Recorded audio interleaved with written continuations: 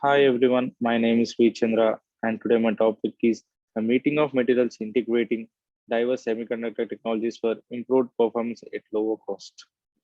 Introduction: Semiconductor technologies has been rapidly advances in recent years. Complementary metal oxide semiconductors (CMOS) technology is providing tremendous digital processing power by integrated billions of transistors. Indium phosphates has breached the terahertz frequency barrier.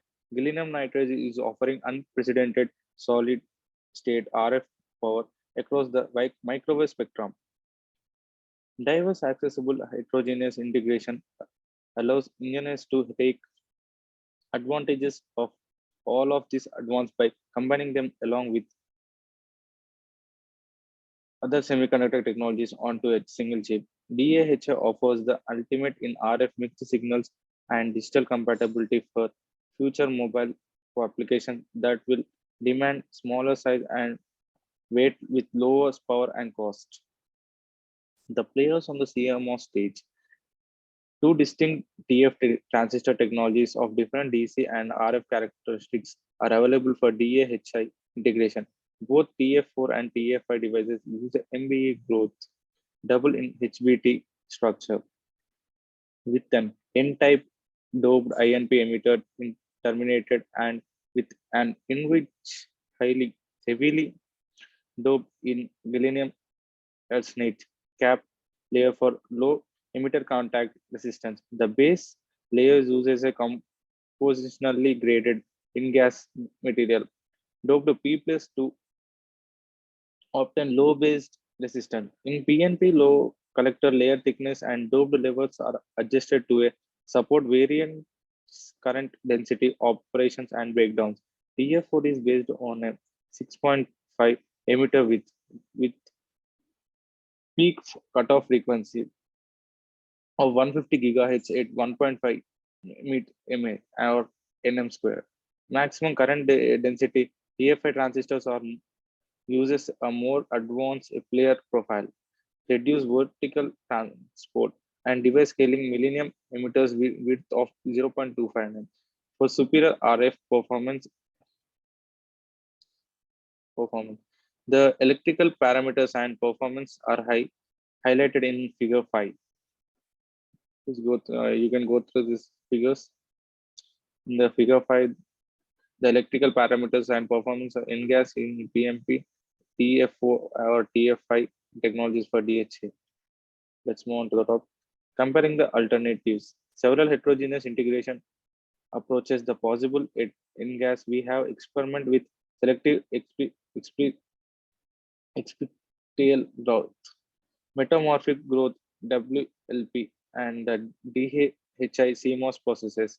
We have demonstrated state-of-the-art circuit performance for all these approaches. Figure 6 describes these integration approaches symmetrically.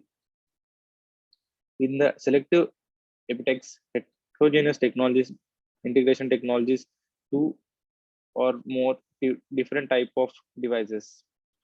Typically, HBT and HEMT are grown on the same substrate, either sequentially one on top of the other or selectively touched back and grow again to create the cross section shown in figure 6a. Metamorphic growth combined with selective epitaxy enables the integration of semiconductor devices on a substrate with a significantly different lattice constant. These are several approaches to achieve this. All of which generally uses one or more buffer layers between the substrate and the device. The key factor is this approach is to design and implement a buffer layer that provides a high quality virtual substrate on which to grow the device.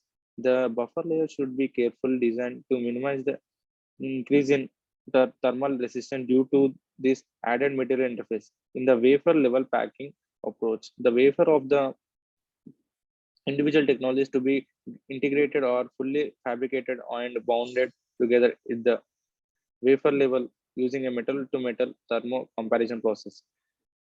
These technologies, also referred to a wafer scale assembly, has several advantages that include no device performance integration, mm, no device performance degradation, no change in the device fabrication process, and preservation of existing high real reliability production process.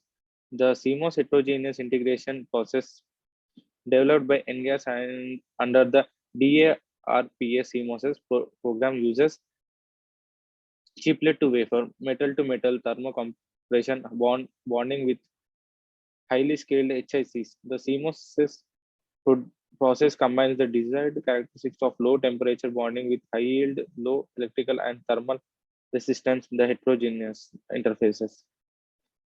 You can see this figure 6 heterogeneous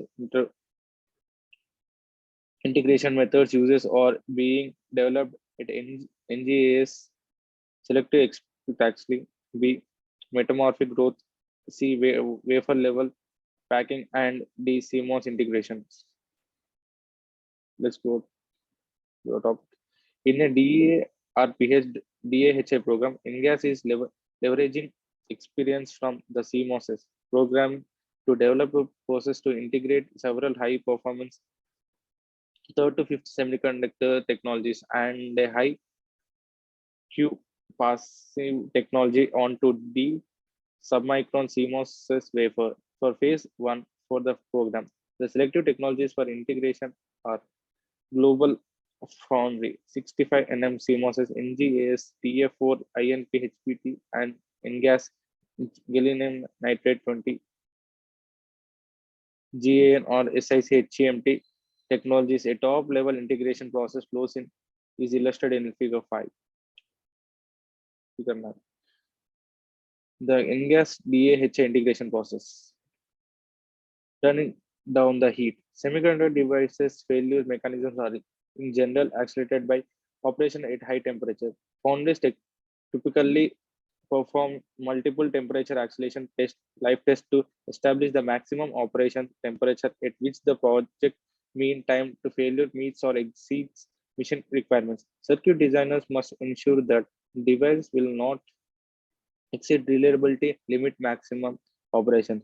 Temperature under worst case operations and immediate conditions, DAHI circuit design and heterogeneous integration in general complicate the terminal management challenge. Circuit designers must provide low terminal resistant paths to for the waste heat generation in DAHI chiplets to flow into and through underlying CMOS substrate. This is accomplished by judicious use and placement of DAHI thermal HICs in the circuit layout.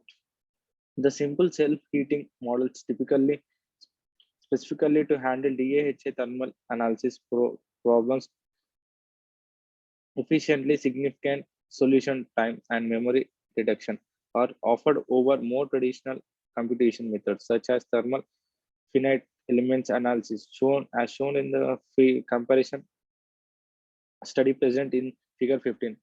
Thermal model automation and thermal solver efficiency improvements reduce the level of efforts for the circuit designers or thermal analysis to a few clicks and several minutes of turnaround time, as just illustrated in figure 16.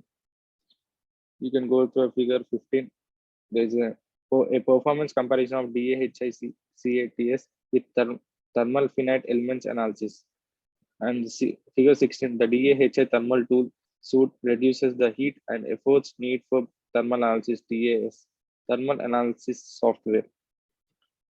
Let's move on to topic. The soul of a new circuit.